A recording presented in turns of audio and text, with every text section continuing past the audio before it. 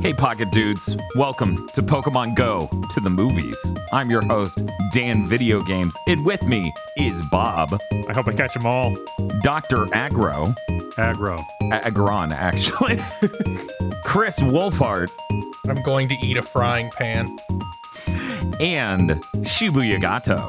I love genetic experiments. What could possibly go wrong? I'm just going to play a little God, just as a treat. Just a little bit of God, you know? Welcome to the first episode of this series. We have formulated the perfect recipe for a Pokemon podcast. There are interesting segments you'll want to stick around for. Lots of numbers. I love numbers. Oh, that's good. I mean, I would hope you enjoy Pokemon, right? This podcast, by the way, has EVs and IVs, which means we're going to be typing values into the spreadsheet behind the scenes. You won't even get to see those. I hope our baseline stat tool is high enough for competitive. Holy shit. Keep reloading the video and giving us more views. You need to make sure your IVs are good. EV training, leaving a comment. IV training, subscribe. We just started, but I'm already struggling. This time on Pokemon Go to the Movies, we're talking about Pokemon, the first movie, Mewtwo's Revenge. Oh, sorry, Mewtwo Strikes Back. Now, we left it up to each of our hosts to decide which language they were going to watch it in for this recording. I actually watched the English one not even that long ago, so I thought I would jump in on Japanese. Bob, you also watched the Japanese dub with me. Yes. Or Japanese cut, rather. Dr. Agro, what did you watch? It was not even a choice. I am not able to miss out on the iconic dub this movie got. So many Vikings.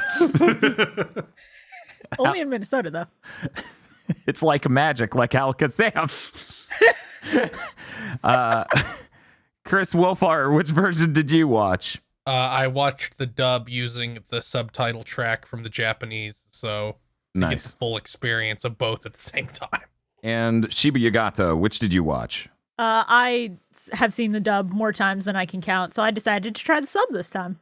Just a little bit of change. Just a little bit.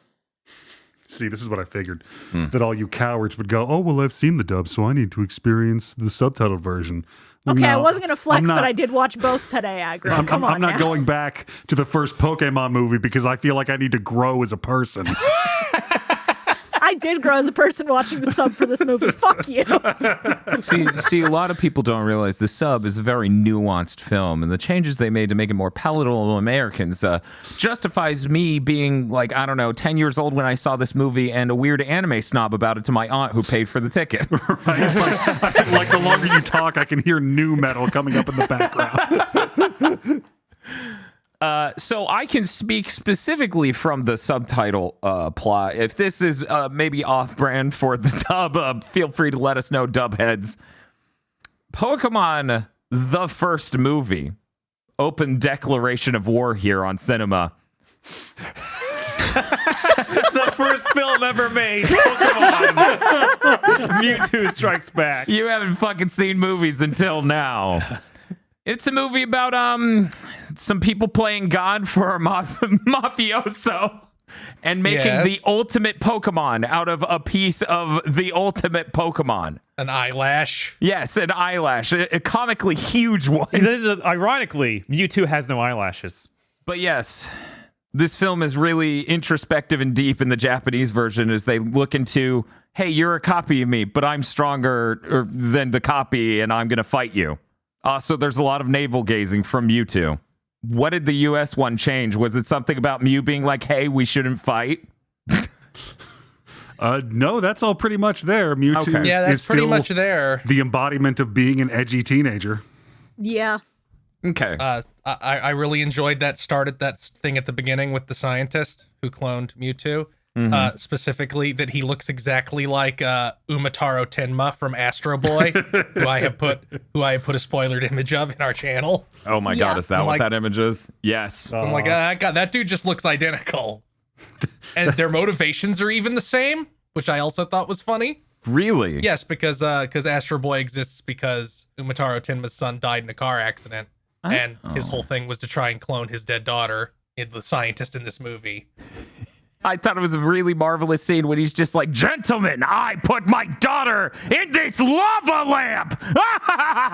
the English version doesn't have the part where he gets divorced and we see a lot of the daughter stuff, does it? The English version does not bring up that his daughter exists at all. Yeah. Okay. I does not exist in the It does not English go over version. his wife divorces him over this shit. It does not go over, oh yeah, we get to see Mewtwo as like a child speaking with other children before tragically getting ripped away from them, thus changing the arc of his story forever. Wait, Yeah. wait, that's not in the No. there must Nope. be there must be a version where that exists because it was in what I watched in English. There's child death. They can't have that in 4Kids world. They must have released some version of it with that though. Like I watched it. It had English voices. This makes me wonder if they took English voices from the movie that is a remake of this movie, or if it's a fan dub. I actually have absolutely no idea, but I'm excited to find out 20 plus episodes from now. I've never heard of any of that. It might even be something where they released it in a different country, not America, and people found it. Entirely Maybe possible. it said Blu-ray rip though, unless it's just another country's Blu-ray Oh rip. my And God. it got Because, stitched like- together in some funny way. I can tell you my Blu-ray did not have any of the opening stuff. They weren't walking in that jungle. He didn't get divorced. He was just like talking to Mewtwo, who was all grown up in the tube. There was That's a kid insane. Mewtwo. Yeah. Yes. Yeah. Yeah. It shows Like, Mewtwo yeah, as a child. Yeah. This extra 10 minutes is really good and almost. Oh my! It's fantastic. Really good, Because aggro. in the dub, I'm sure you remember, Mewtwo wakes up and has the most fucking insufferable edgelord conversation where Yes. he's like, what am I? And they're like, we cloned you from Mew, the most kick-ass Pokemon. He's like, so I'm merely a copy, just a pale imitation. No, I didn't say any of that. What am I? Well, you're a Pokemon, so I'm only meant to serve the whims of man. Some kind of experiment for dude. Chill the fuck out. You just woke up. Yeah, it's a little different in Japanese. In Japanese, they have a Bulbasaur, a Charmander, and a Squirtle, and they're hanging out in a cyber dimension where all three of them and the dead daughter of the lead scientist communicate with Mewtwo, living in a fake virtual city, and they start decomposing, which you don't get to see in the real world. So the digital versions of themselves start evaporating into sparkles, and the Pokemon go first, and then I, the child, talking to Mewtwo is like, it appears we have to part ways now. And Mewtwo's just like, what are these? She's like, those are tears. Only humans have those, and they cry when they're in pain. And then she goes, thank you for your tears, and disappears. And then they're like, oh shit, Mewtwo's fucking pissed. Drug him down. And they put him into deep sleep, and then he grows up and he forgets everything while in the coma. I found the secret while we were talking about it. Ooh. Okay. They released it as a bonus on the Mewtwo Returns DVD. There dubbed. we go. Okay. Oh. Fuck. Holy shit. There They we go. released that 10-minute prologue that and then I guess somebody just stitched it back together. Respect to that person. By the way, I also sat here like, is this where Sonic Adventure 2 comes from? Yes. Absolutely. I would believe it. Mewtwo's the original Shadow the Hedgehog. He's way cooler, though. It's funny because the dub is still wrong. Like the dub of this scene is still wrong. Okay, how? Because in the Japanese, the girl I, or Amber in the dub, Oh. is like, your humans are the only thing that people that cry because they're sad. So the fact you're crying must mean you're something like a human. Mm-hmm. And in the dub, she just goes on this fucking tangent about how the tears of Pokemon contain the power of life. Hey, I'm setting up the end of the movie. They have to make it so there's a reason for what happens. It can't just be power of friendship and love. That's weak. She opens her coat to show us the Chekhov's gun.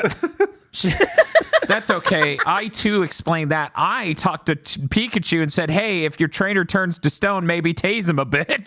It might help. We don't know. Cannot believe I've spent like 20 years thinking the scientist was the biggest idiot in the world.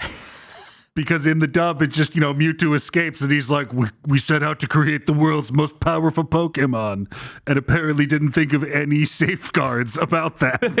Yeah, in actuality, this dude is like, I have to be Giovanni's bitch because he's funding my daughter resurrection research. Holy shit. Now, the funniest part is when Mewtwo does come back awake and he emerges from his test tube, right? His little lava lamp.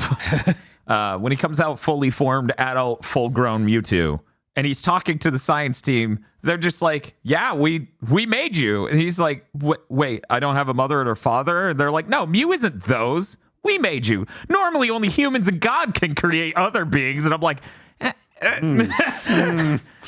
Well, that doesn't sound exactly right, but okay. The old people at the daycare beg to fucking differ, old man. And then the sentence ends, and the moment the sentence ends, everyone stops talking to Mewtwo to high five and be excited that they played God. And Mewtwo just looks down and goes, "Why are my hands tennis balls?" Why did you do this, asshole?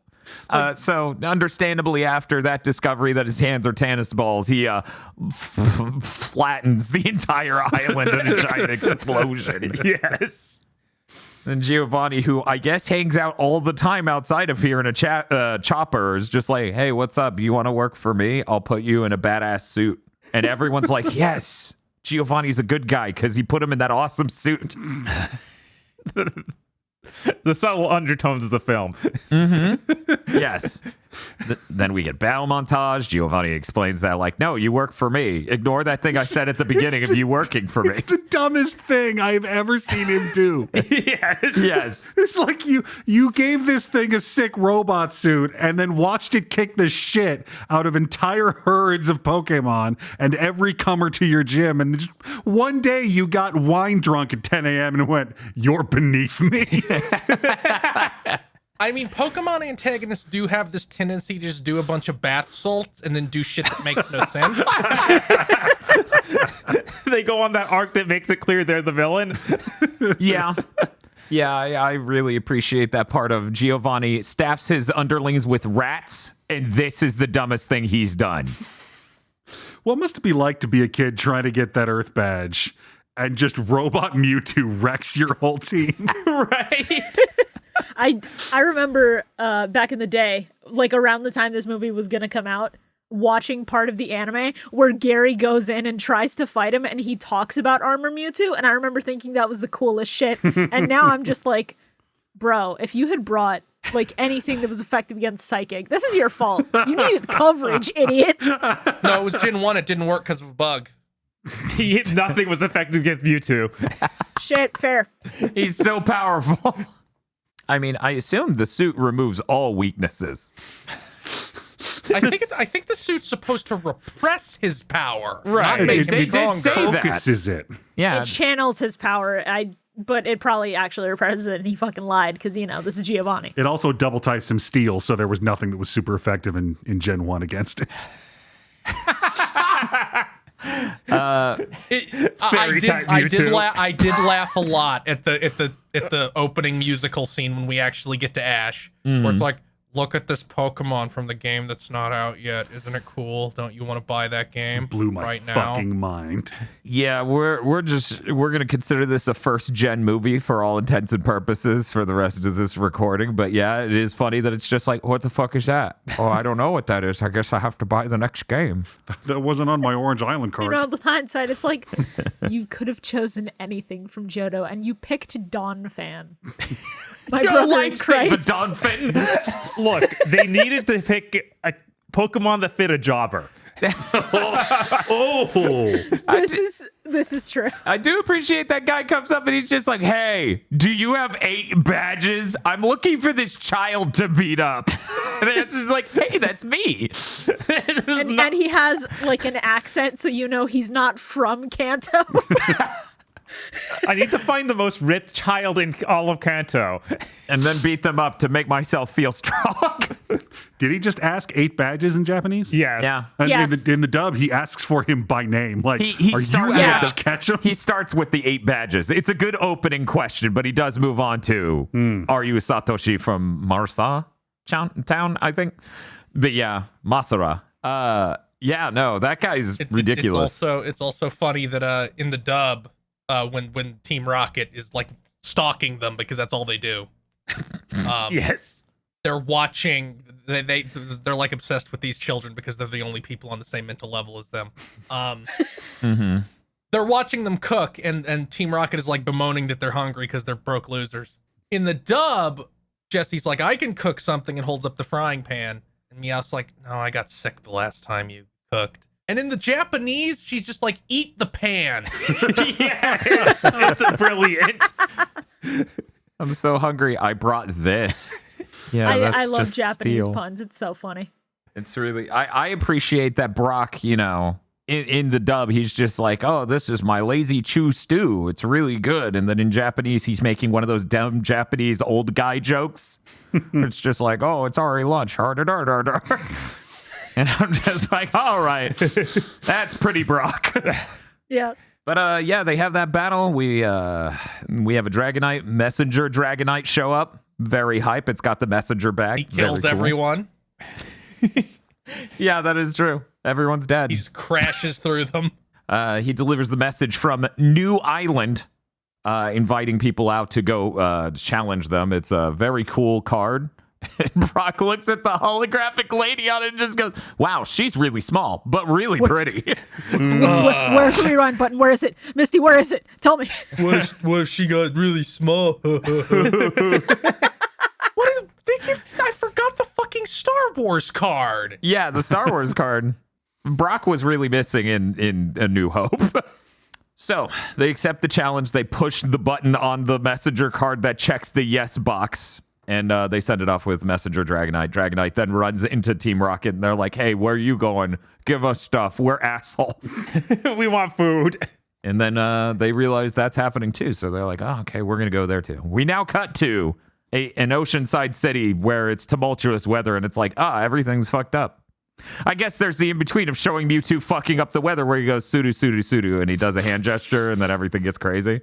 Editors know he does not say sudu, sudu, sudu, but for anyone watches it, he doesn't say that. Yeah, he really doesn't. He just sort of like waves his hand like in a weird spinning motion with his ball fingers. Yeah.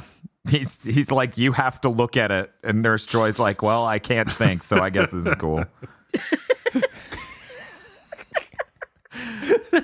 Then we cut to the oceanside city where a bunch of people are holed up in like a ferry station. And it's like, none of these boats can go out. The weather's too fucking bad. It's terrible. And all the Pokemon adventurers are just like, In the dub, they invent yet another plot point. Again, this is all to explain the thing that happens because we Is have it? to explain it. It can't just be a thing that happens because of the love of Pokemon. I don't see the connection because the dockmaster starts going off about a prophecy of this great storm. oh, yeah, no, that's not there in Japan. Let's be very clear. It's not at all there in the sub. This is the Dockmaster with a cartoonish Romany accent. Yes. Yes. I think the idea is they're trying to roughly translate this is what is probably a Japanese proverb, because the proverb also includes stuff about seagulls. It's like there are seagulls in the Pokemon universe. No, but they like explicitly- full-blown But there's Minnesota. prophecy about the biggest storm ever that killed everyone, and then all the Pokemon cried, and the tears brought everyone back to life. Oh, Yeah, he's not kidding. Wow. There's this whole invented thing they do in this scene That's- to make up for the dead daughter we apparently couldn't have. That's completely insane. So, because in the movie, it's her and Officer Jenny, keeping the peace and explaining the situation. So, imagine in the dub where it's Officer Jenny, the storm is the biggest storm ever, and we can't send boats out. And she's like, my people tell a story. I'm like, what the fuck? that's crazy. Worth noting, that lady's name in Japan is Voyager, and Officer Jenny apparently is called Constable Junsa.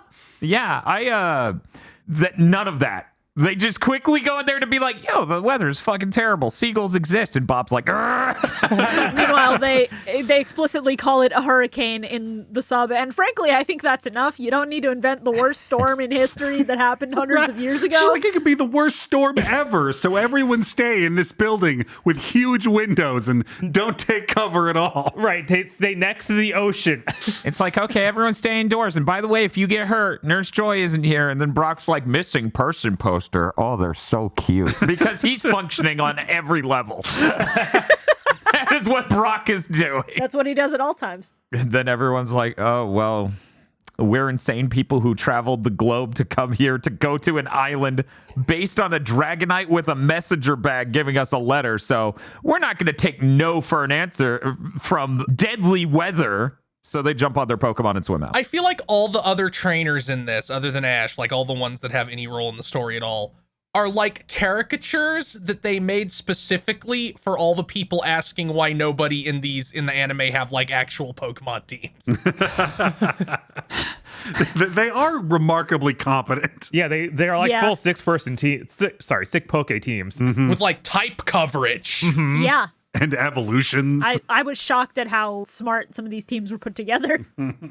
I wasn't when we get to the island, didn't Wife Beater guy have like only water type? I couldn't remember his team because when they first showed them, I thought it was just he that. had the Venusaur. Okay. And he had Gyarados, and there's the whole line of like, is that the terrifying Gyarados? And he goes, yes, that is a terrifying Gyarados. And Ash is like, wow. And he's like, Gyarados is so strong. And I'm like, these writers get it. I am like 9 years old. This is the coolest thing. Right? That's what Gen 1 was like. You just suck Gyarados dick. He couldn't stop. It's just terrible how that works. But yeah, they all the other trainers are cool. They're able to get there just fine. They use their Pokemon, and then Ash and crew are just like, oh man. Yeah, one of them's like, I'm suicidal, and gets on his bird and goes into the fucking sky. I was about to say, so bold. if there's a storm brewing and you see dark clouds in the sky, the last thing you should do is get on a fucking bird and fly. Yeah, that dude didn't make it. The one on the Pharaoh. Yeah. The one on the Pidgeot did, because Pidgeot's rock. Pidgeot is raw. They're right. They should say it. We should have gotten the Gary Oak standing single-footedly on the back of a Pidgey through the storm. No, he's riding like a horde of Pidgey that he all has like the leashes of the collars, and then he's just like, onwards, my steeds. He's just water skiing. He's got like 300 Pidgeys, James and the Giant Peach to his pink Cadillac. God.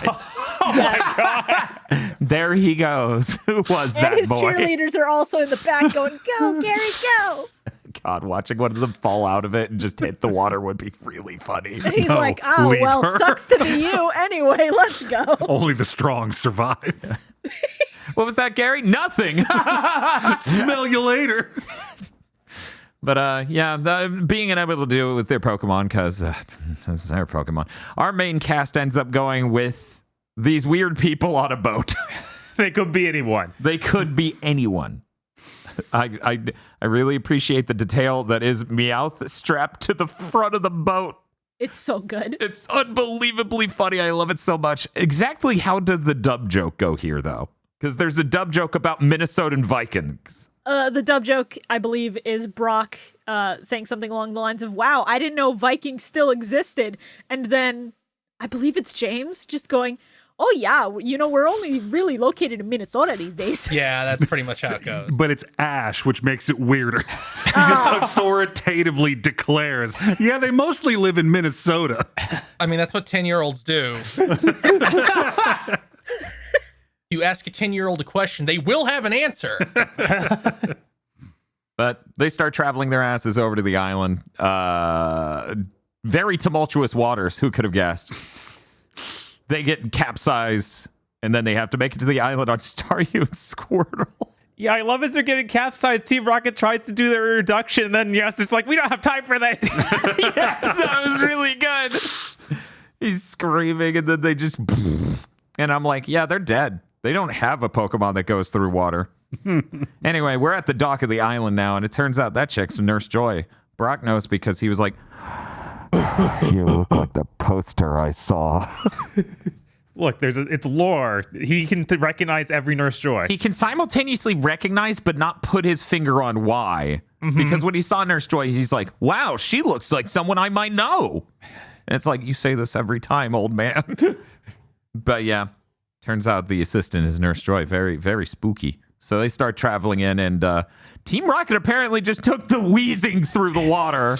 I don't know how that works. I don't know if that thing can float. Like I'd have gone with the snake. Probably buoyant. I don't think poison gas is sinks. Yeah, it's filled with gas of some Yeah, sort. the gas probably propelled it forward, if anything. How are we going to make it there? And James, in an unbelievably deep voice, is like, gas. You just hear muffled underwater Eurobeat. Gas. Then they're let in via CG doors that are very Detective Conan interstitial. Oh my god, it looks like a Yu-Gi-Oh card.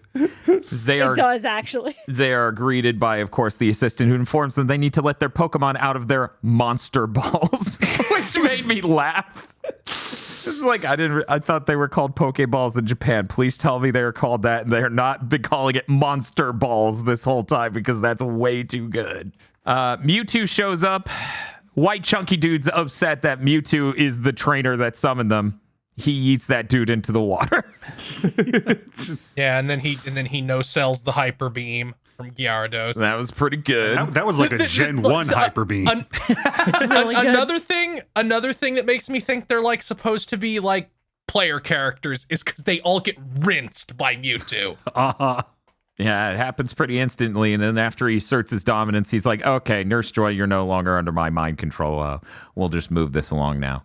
We cut to Team Rocket sneaking around. Meowth is doing some good sideways looking around in this hallway he's walking down, or this sewer they're walking down. They make it to a room. They see 3 Pokemon in their chambers, and they go, who's that Pokemon? This sets up for a really good scene later. But as they discover, via a computer that's playing the entire exposition, They did sure end up in a 7th gen video game. the computer explains all the experiments from the beginning and everything else, and then it cuts out, and then they go, wow, this record from that island's crazy. That person sounds like a real Pokenstein in the US dub. Mm-hmm. This is a good dub. This is a good bad dub. We cut back to Mewtwo explaining that Pokemon shouldn't be friends with humans, and explains that, you only have friends because you're weak. then he calmly moves on to explain he was born stronger than any other Pokemon on this planet. He's just, Mew was obviously summoned here by him talking shit. The storm didn't wake up Mew. It was just him being like, I'm clearly the strongest thing. I think Mew could just feel the cringe from halfway across the Yeah, world. he could sense like a really powerful pout. There was just so much angst. It's so good because he's like, Pokemon shouldn't be servants to humans. And they're like, so you're going to kill all the humans and free the Pokemon? No, fuck your Pokemon. Yeah, Pokemon suck too. It's like, what do you want? He's like, I'm introducing my new team of completely original Pokemon. Missing No, Pikachu. OC, do not steal. Everyone's like, Mewtwo, these designs suck. He's like, no, they're superior. I'll show you. And then Missing No just falls over because that can't walk. Wait till you see my Pikachu. That's just a Pikachu with some extra black lines on it. No, it's not. I spent hours making this. And that's Pikachu with the Pichu ear. Stop! God, you don't understand. I like that part how Mewtwo's like, I make clones that are superior. They have tribal tattoos. Right? They look like birthmarks, and I'm like, they're superior. I put the stamp on them to let them know how superior they are. It's very strange. It always bugged me the rest of the clones didn't have those. It's rather inconsistent. Yeah. They didn't have enough time to gestate and get the tribal tattoo put on. It takes a little time. My big thing is that I fully expected going into the sub and knowing how it opens with the Charizard, the Bulbasaur, and the Squirtle, or the Charmander, sorry. I fully expected him to like subconsciously be like, yeah, these are my friends who died. And he just never fucking does that. No. Yeah, the rest of the movie weirdly that's does strange. reference the beginning. How Like convenient. even the scientist doesn't mention his daughter in the scenes he appears in afterwards. It's like, dude, that's your whole thing. We know this is all going to get cut for international, so we can't mention it. Is this are these trainers like the only time in the anime someone actually nicknames their Pokemon? No, it Seemingly. happens frequently. Oh, does it? Okay. The other 'Cause I trainers just do it. remember, Like Richie does it in the big tournament arc at the end of Indigo, and yeah, it shows up. Yeah, a bunch of them the in fuck the is Sun Ash's Moon anime. problem? Well, That's a long conversation. in this narrow purview, what is Ash's fucking He's not problem? creative. yeah, I mean, I did the same thing. I just didn't name him. I didn't want to. It was too much Okay, work. so the conversation shifted. What's Bob's problem? Look, it was Gen 1, and a lot of us were still trying to memorize all of them on our first playthrough. Right, and that's how it persists throughout everything, too, of like, the Ash cannot name them because then the viewer won't know the name of that Pokemon. See, Ash is aware of the viewer because once again, in a coma. I also would think it's interesting to note that they really edged up the nicknames for the Blastoise and the Venusaur in English. Really? What are their nicknames? In the Venusaur is Brute Root. when in Japanese rules. it's Bernard. Yeah. Nah. And the Blastoise is Shell Shocker. Instead of which is just the sound of a spritzing bottle. I think it's specifically supposed to be the sound of giggling. What? It's Like that's the onomatopoeia. Like kusu kusu is supposed to mean like chuckle or giggle. Worth noting, the last two syllables of Blastoise name in Japan is kus because it's comic kus. Anyway, I'm sorry. You get the nicknames of the two, and then in the dub you can hear Ash disappointed and embarrassed when he goes, and he may not have a nickname, Yeah. but I do have my shittily trained Charizard. I love him. That's great. They did not. That's made up for the dub entirely. Yes. Yeah, sub does not bring that up, and honestly, I respect the dub for its bravery sometimes. 100%. So, tribal tap Pokemon that are in the tubes start exiting the tubes. We did not talk about Meowth copy. Oh yeah, Meowth's copy is cursed. Now from the tube, what will he do? He'll just sit there, I guess. When they first can Meowth, he shows up CG model Meowth on the monitor. I think that is what inspired Neko Arc. God bless Meowth for giving us this feast, Right? this treat for memes. Endless fountain of good content. Neko Arc.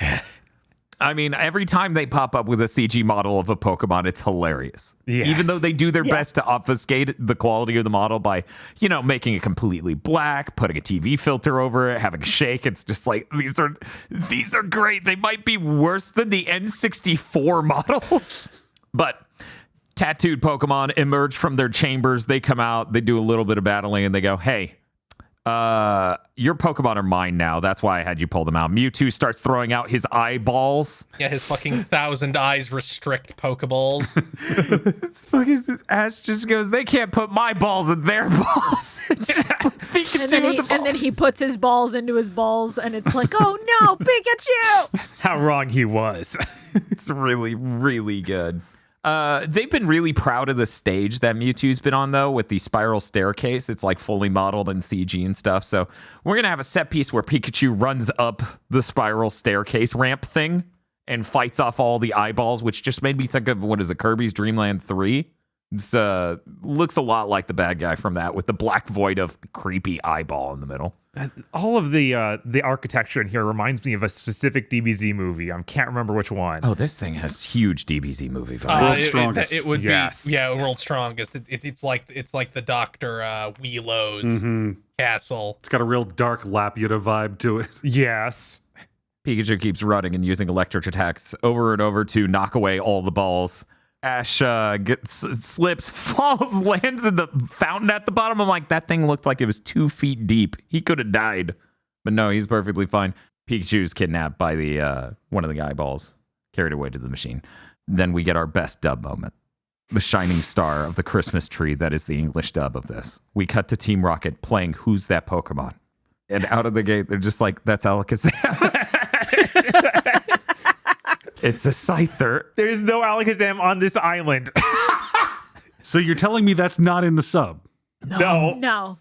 They say Striker, which I assume is Scyther in Yes, I'm pretty Japanese. sure that's the Japanese name for Scyther.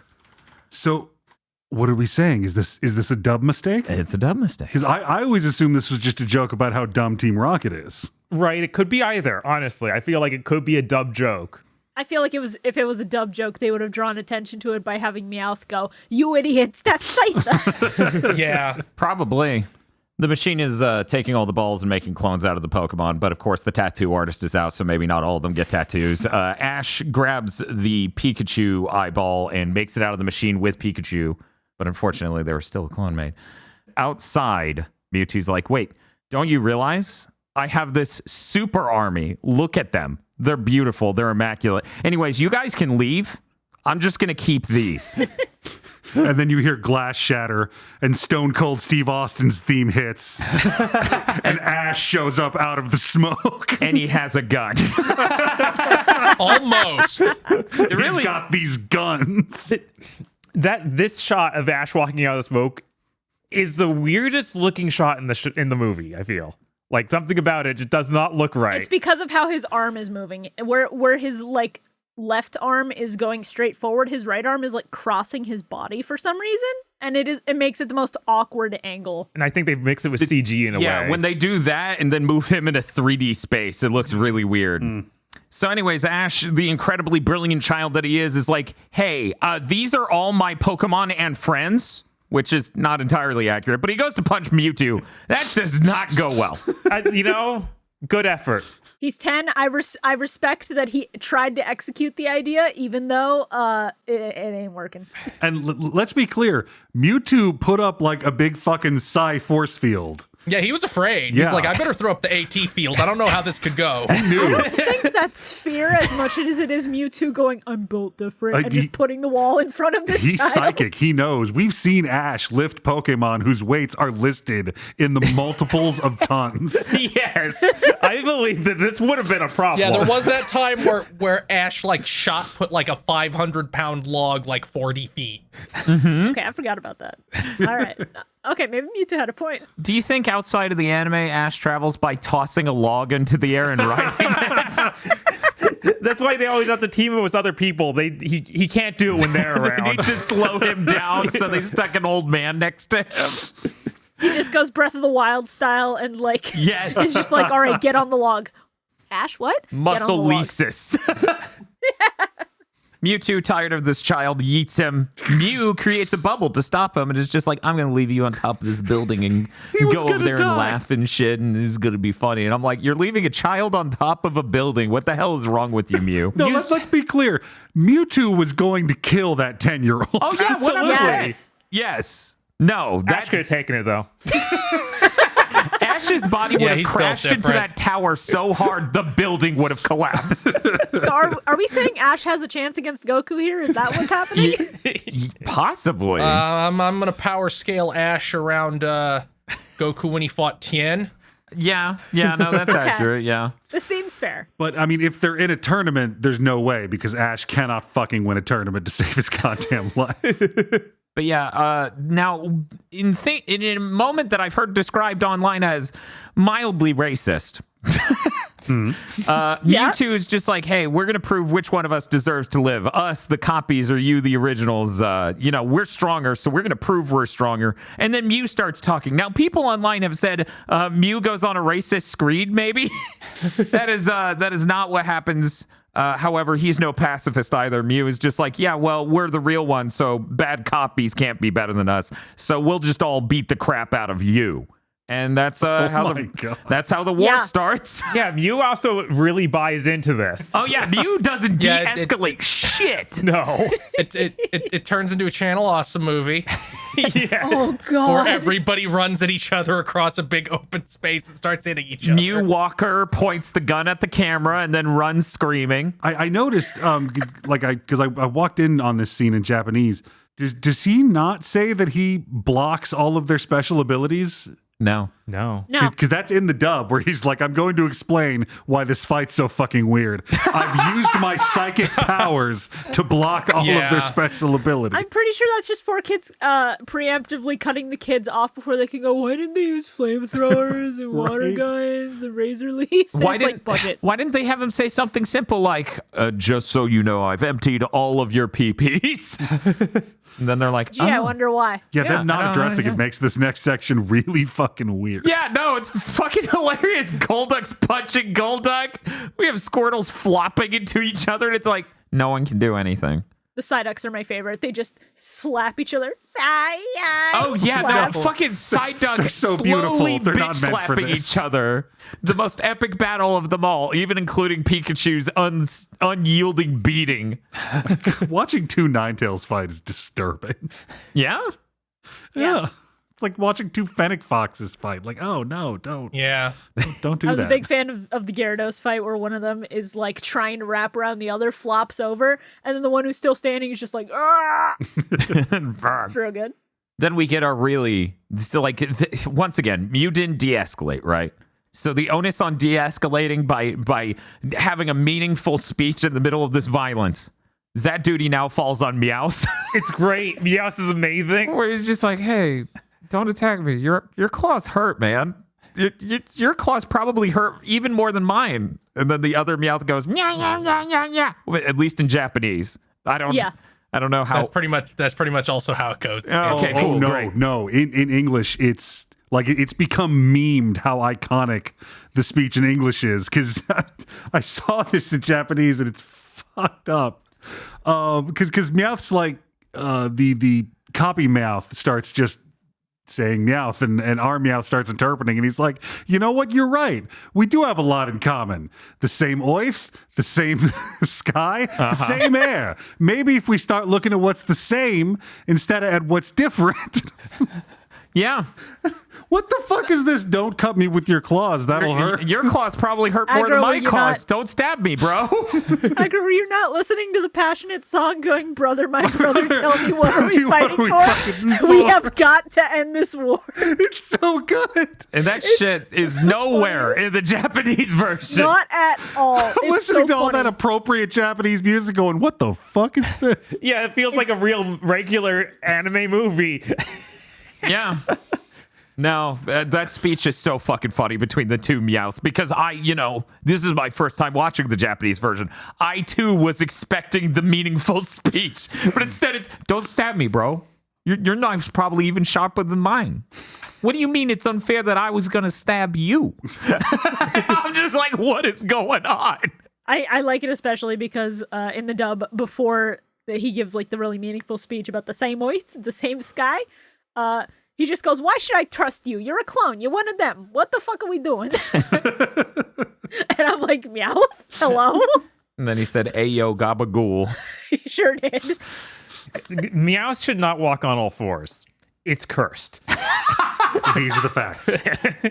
What? It's fine. He just breaks his ankle a little bit getting down on all fours. It would be really good if there was a detail where none of the clones knew which way the normal ones walk. So you just get a Venusaur that's standing up. Just A posing at you. It's like, what's up, guys? The Vaporeon also looks really weird. Bob, I think you're the last person who gets to say that Vaporeon looks really weird. Oh my god. Yeah. We get this epic fight between the two. All the Pokemon start like running out of the energy to beat the shit out of each other. And then we get the beam to end the battle between Mew and Mewtwo. And Ash goes, what if I stood in the middle?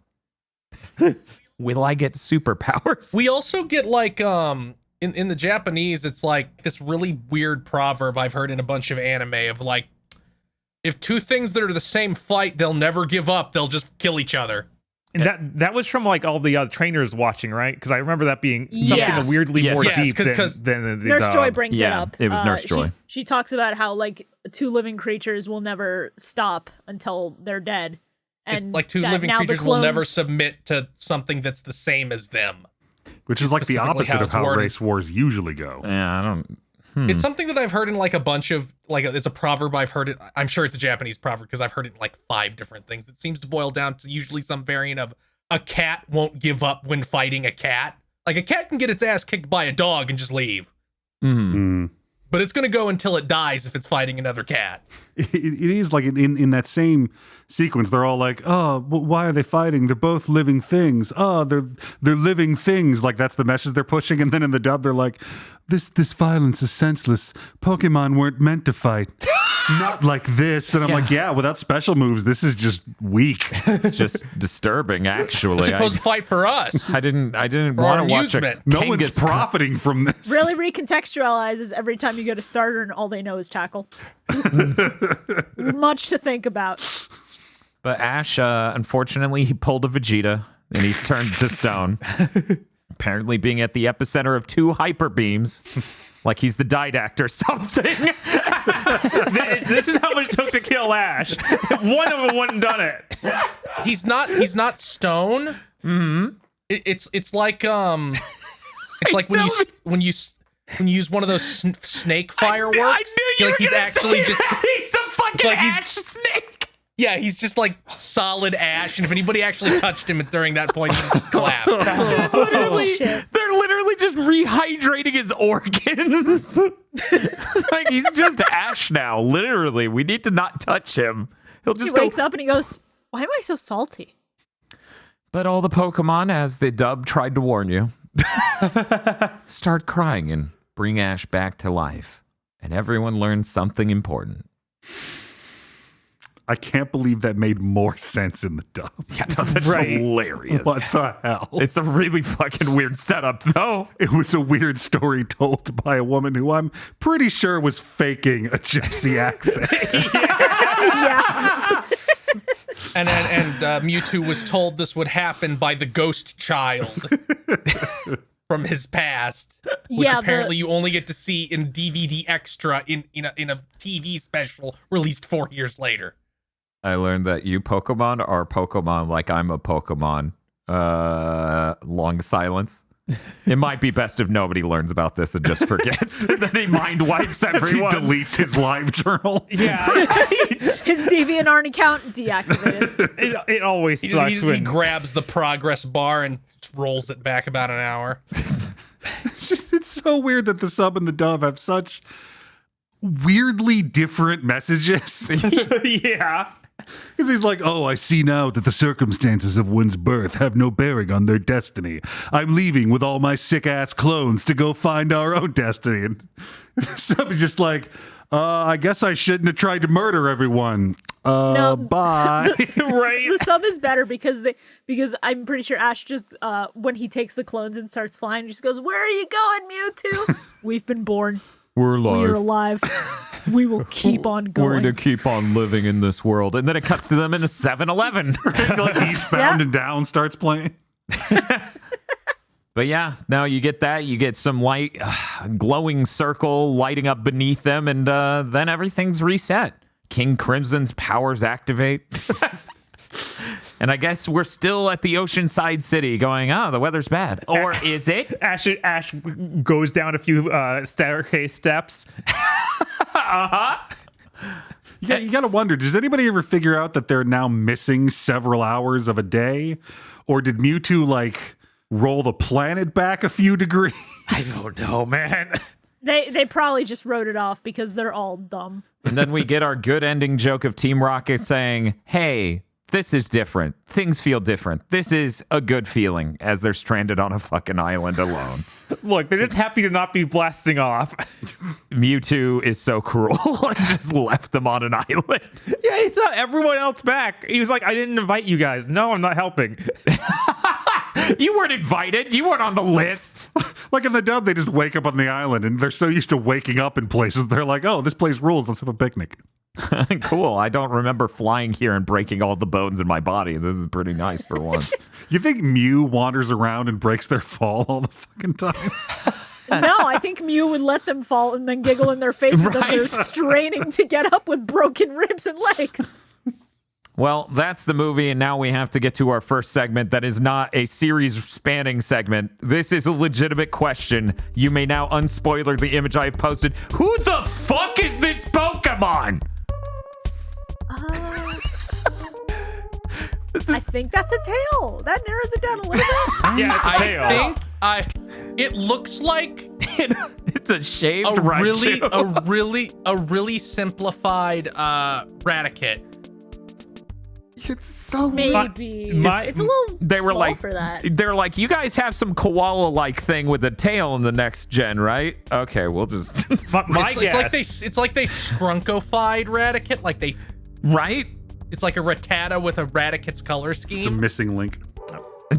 My guess is the really fat Meowth. Heckin' chonker.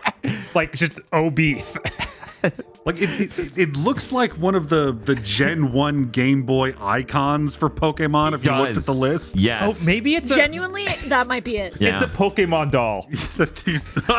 Nurse Joy's like, we'll go heal your Pokemon, child. It's just generically Pokemon shaped. Yes. For anyone who's curious, that is during the final scene at the Oceanside dock. No one questions when or how Nurse Joy got back after having been missing for months. Don't worry about it. He rewrote a lot of memories. Been busy. Let's get to our segments, though. First one, Whimsy meter. Whimsy meter is a 1 to 10 scale. How much was there whimsy in this one? How majestic was it? Did it seem like it could easily transition into being a musical? I guess if fucking the English stuff and I mean, the started problem, really edging into that. my major problem with that is like, edgy can be a musical too. Mm-hmm. The all Pokemon rendition, Sweeney Todd. Okay, we're going to start the whimsy meter off with Chris Wolfhard. Chris, what score do you give this one? Well, I'm gonna give it a. There's not a lot of whimsy in this movie. Mm-hmm. It's more about people dying Yeah. and robot arms and horrible looking like floating monster balls. So I'm gonna give it a 4 because we did have that scene in the start with the musical number where they were like hanging out on the coast. That seemed pretty whimsical. Yeah, that has whimsy vibes. We go next to aggro.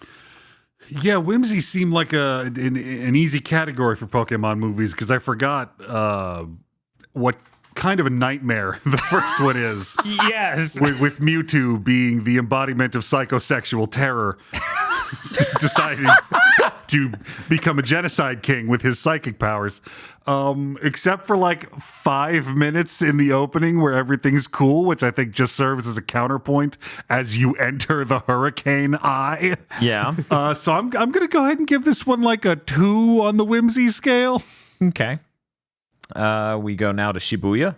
Yeah, honestly, this movie has like glimmers of whimsy, and then for the most part, it's just kind of fucked up, especially in the sub, where you have explicit scenes of, yeah, those creatures are now dead.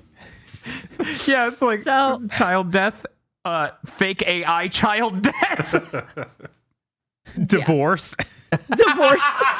Death of a marriage. How whimsical is that divorce scene, though? I mean, good for her. She's girl bossing her way out of that awful marriage. So I'm going to give it a 3 on the whimsy meter. You know, and I didn't note this earlier. I think it's very funny that she's like, we can't live in the past, dear, instead of, holy fuck, you're doing what? Right? You know, She just goes, look, grief is natural. You cannot be doing this. She says this with one foot cannot out live the with door. you if you're going to keep doing this. maybe if she just believed in him, this would have worked. Oh, is that what's wrong, aggro? I say there's not enough faith here. Can you imagine he goes into insane speeches? A real wife. You gotta believe in the method, okay? Jesus. Okay, Bob, we're gonna need your whimsy score. I'm going to give this a 1 because I feel like there will be no Pokemon movie less whimsical than this. Well, imagine that cliffside scene didn't happen. Yeah, there's not going to be anything like that. We will never go lower than this as far as whimsy goes. I'm so terrified you're wrong. Movie where Ash is locked in a labyrinth. I don't know. I'm a little I scared. have to counter you, Bob. I have to counter you because we know at minimum there's another version of this movie that's a horrible CG monstrosity. I would mark that as less whimsical. I feel like I've they're going seen to that inject one. whimsy into it. I've seen that one, Bob. You want to save the one. I will regret this isn't the later. lowest. I'm sure halfway through this series we'll cop out and add zeros. I'll go into the negatives for that one. Don't worry. I'm gonna go ahead and give it a 2. I think there's just the lightest sprinkling of whimsy, but elsewise, no, it's all divorces, child death, Pokemon death, and talking about beating each other to death because you expended all your pee-pee. God damn it. I am a grown-ass man. Yeah, I know. I'm just talking about Pokemon here. One day I will stop giggling. Don't worry. I'm struggling not to giggle right now. I'm just grinning like an idiot. We now move on to the Dex check. How good is the Pokecast this time? Once again, score 1 to 10. I'm going to give this, okay, I think this is a standard, solid This is a Gen 1 cast. They did a great job. I'm going to give it a 7. I think when you think, you close your eyes in the year 1999 and you think, what is Pokemon? I think this cast shows up in your head. You know, you got the Gyarados, you got a Nido King, Rhino King. You got Psyhorn, you got Couscous, you got Blastoise, You got Alakazam. you got Lizardon, you got Alakazam. Exactly, you've got them all. But yeah, I think it's a very straightforward. This is a Pokemon cast. Is it excellent? Maybe not so much, but it is very standard and solid. We're gonna move on next to Aggro. As a curmudgeonly old man, I'm ready to give this one a 9. This is pretty much a greatest hits of the only perfect Pokemon generation to ever exist. Jesus Christ! All we're missing is maybe one of the a cameo of the best legendary bird. You all know which one I'm talking about. But I mean, it's got Mewtwo. It's got hints of second gen Pokemon in there. We've got at least 2 Venusaurs and a Bulbasaur. That's content value. All right. It's Articuno, right? Next, we move on to Bob. I'm going to set this an 8. Like, this is a solid set of the Pokemon you expect from Gen 1, but doesn't have the standout. Like, this was my favorite, this obscure random weird thing. Mm-hmm. Like, there isn't the Haunter. There isn't anything personal to you? Yeah, there's nothing not a personal pick, and there's not just wait, are you saying Mewtwo should have killed them all? He almost did. But yeah, they do hit a ton of great stuff, like all the things Mewtwo fights at the beginning, and then just how many different Pokemon they bring to the island. People are like, man, these scores are high. Were they expecting a Pokemon movie where it's just like, okay, guys, you all hang out with Barboach. There's nothing but Barboach in this one. All I'm saying is this movie involves Lisa Ortiz owning a Wigglytuff, so... The Legend of Barboach. Anyway, we're moving on. The Barboach cross Hoopa movie.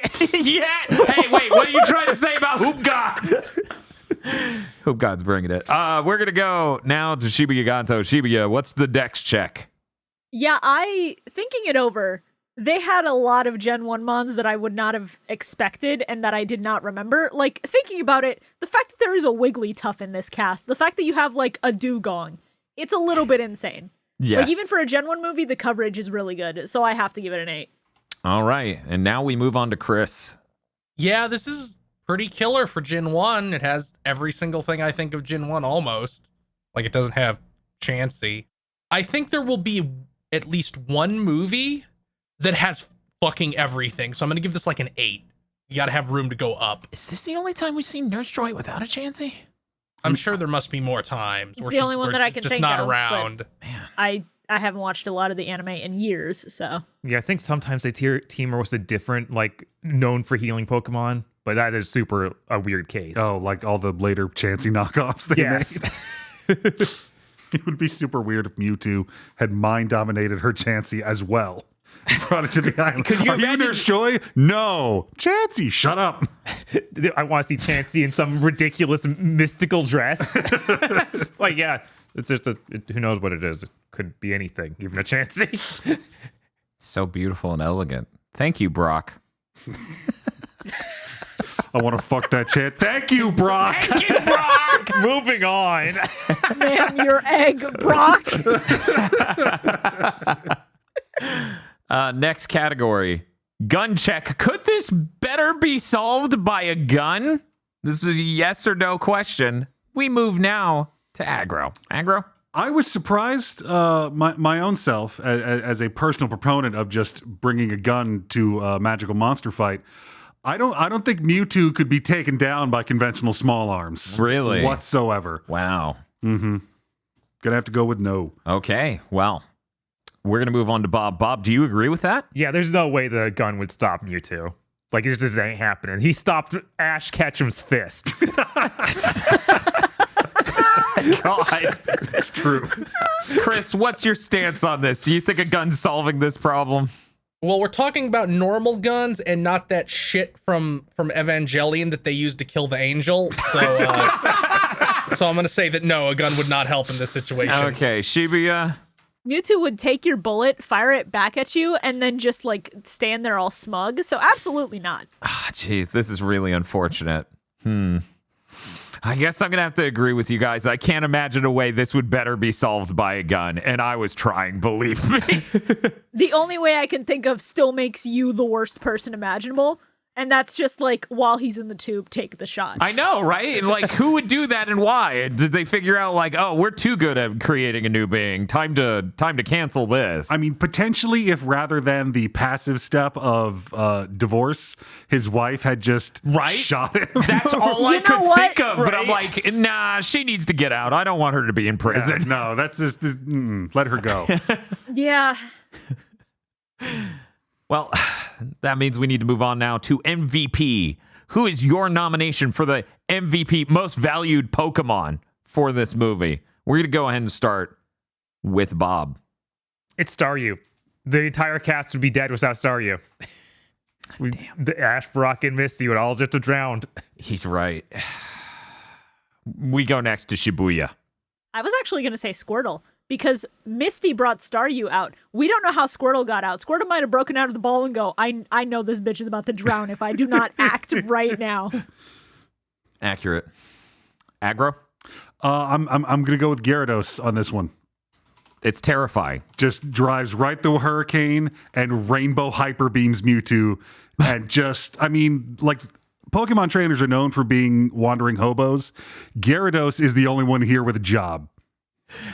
We go next to Chris. I'm gonna say Meowth because he gave that speech about how he solved racism. None of the other Pokemon in this solved racism.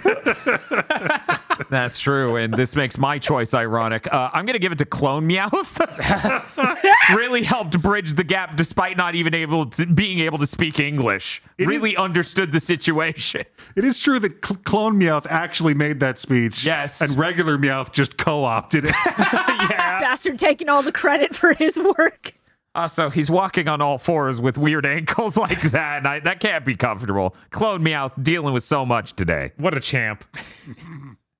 Next, based on the events of this movie, various plot elements, details, anything is eligible as evidence in your case.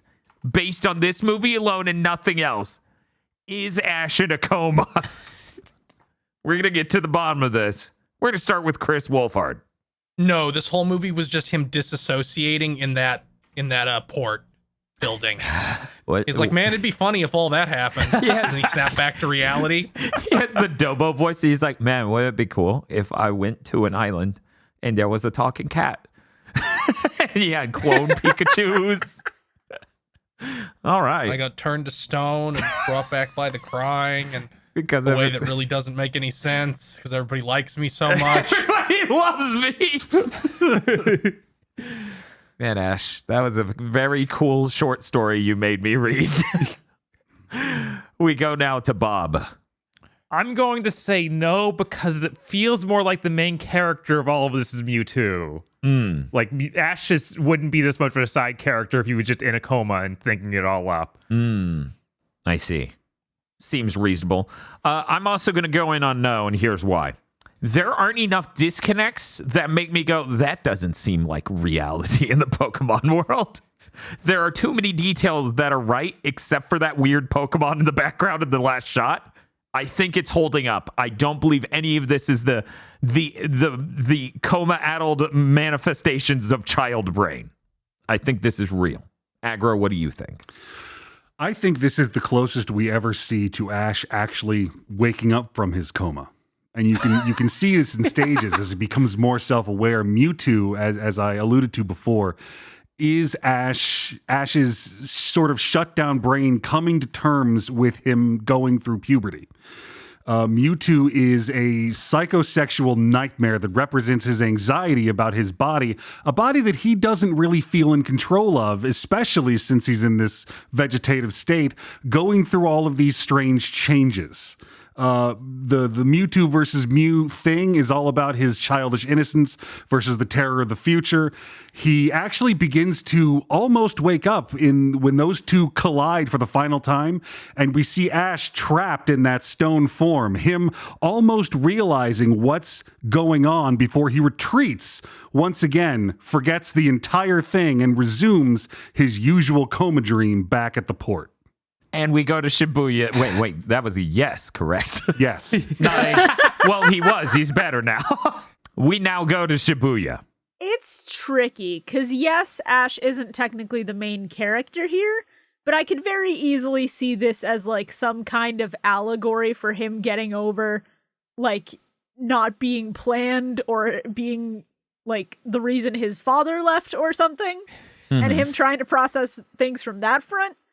And then the clone thing could be a whole host of other stuff. I also think the stoned thing is, like, it has potential to be him almost snapping out of it and, like, waking up in the hospital bed. So I'm gonna say yes. Yeah. Okay. Next up, RCS Ex Machina.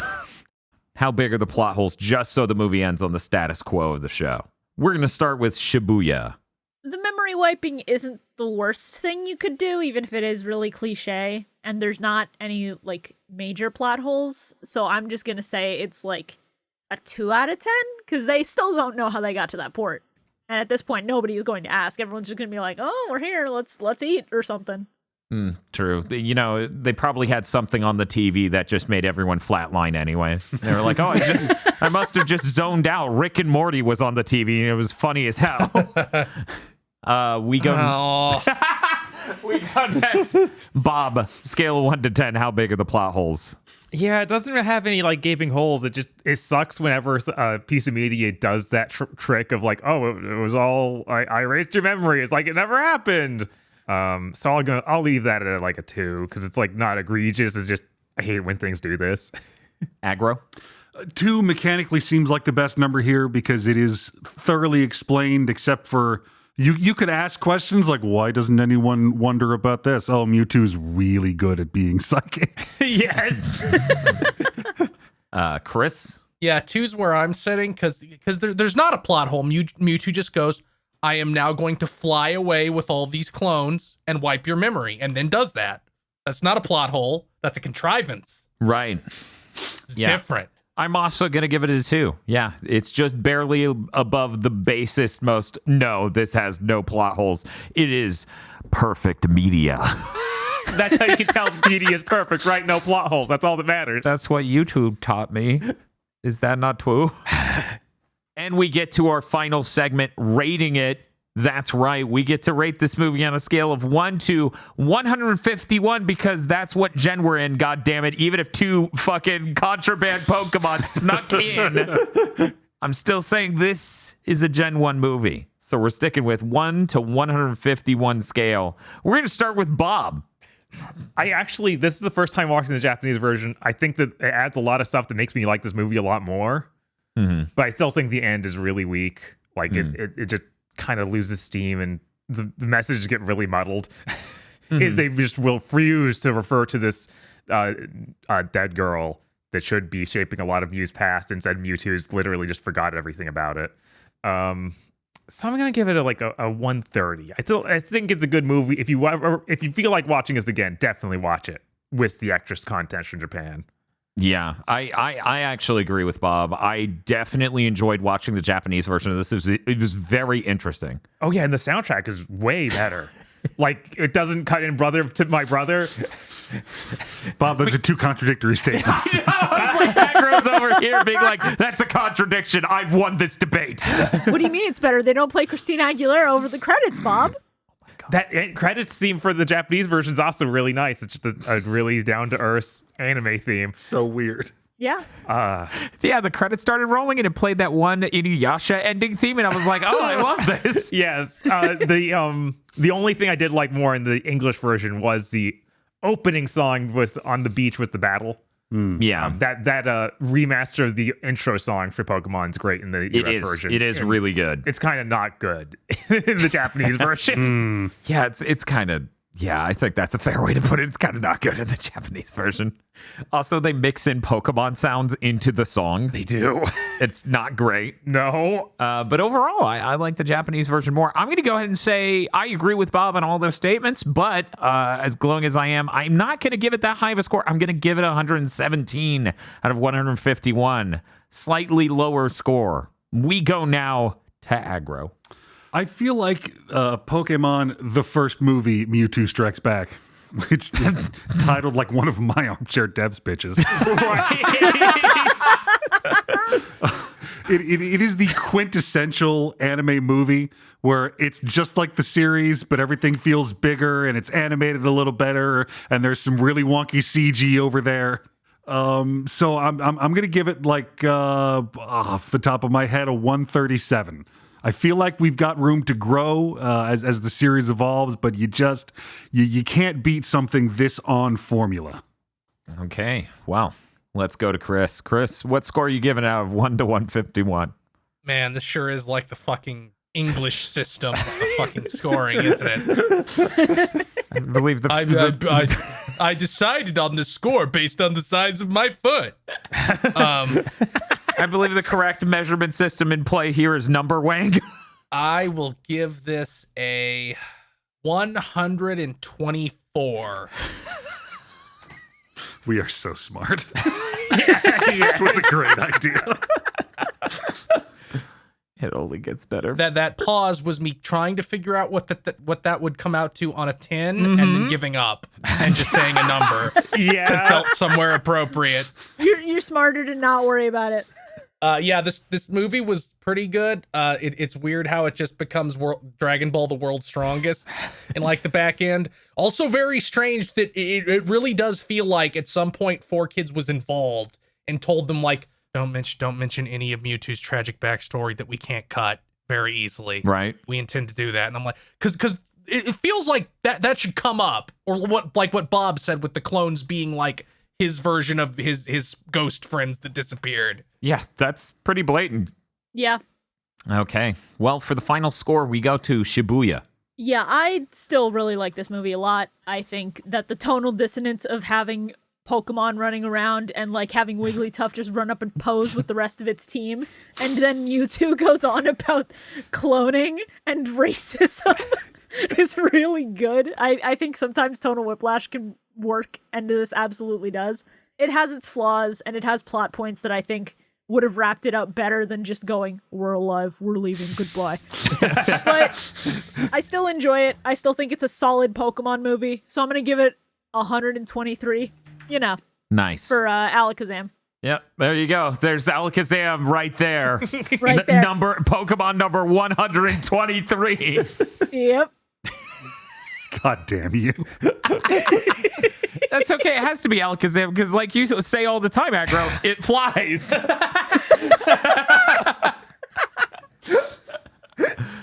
Well, that brings our total score up to 631. Our average score 126.2 out of 151. How exciting. These numbers mean a lot. Wait, which Pokemon is 621? 631. Let me look that up real quick. Pokemon. This is the only time we can do this. We have to. It's Heatmore. This movie is fire. Ooh. We got to go by averages, though, Bob. Oh, I'm sorry. Which means this movie gets a Magmar. Oh, Damn, it's still fire though. The GigaBoots Podcast Network gave Pokemon the first movie, Mewtwo Strikes Back, a boober out of 10. Well, that's going to do it for the first episode here. Thank you all for listening, and thank you to all of my co-hosts for dealing with this numbering system. This month's GigaBoots videos were brought to you by the continued support of our executive producers, such as Esme, E. Lee Broyles, Star Falcon, Spaceman Spiff, Red Blaze 27, Brendan O'Sullivan, Burning Pepsi Man, Adam Admar, Cooper Tank, and Virmvarm. Thank you very much to our executive producers, and also these gamers. If you want to support GigaBoots so we can continue the content crunch, then head on over to patreon.com/GigaBoots today.